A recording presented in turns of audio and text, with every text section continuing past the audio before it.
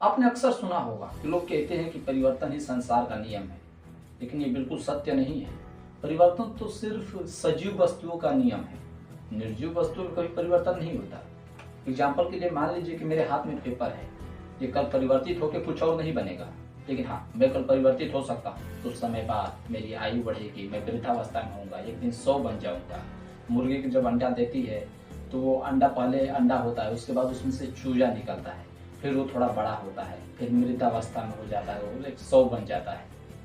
लेकिन आप निर्जीव वस्तुओं को कभी परिवर्तित होते नहीं देख सकते। निर्जीव वस्तुएं हमेशा बाहरी चीजों से प्रभावित होती है। जैसे कि मान लीजिए इस पेपर को कुछ समय के लिए रख दिया जाए तो ये खुद से परिवर्तित नहीं होगा। बाहरी हवा, पानी, जो भी चीज इस पे पड़ेगी, इसके लिए जो पर्याप्त हो, उससे इसका पतन होगा।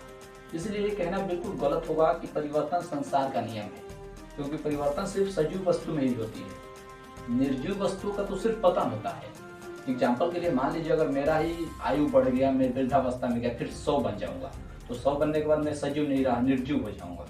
तो निर्जीव होने के बाद मेरा परिवर्तन नहीं होगा, मेरे अंदर मेरा पतन होगा, मैं मिट्टी बन जाऊंगा, दफन हो जाऊंगा, राख हो जाऊंगा।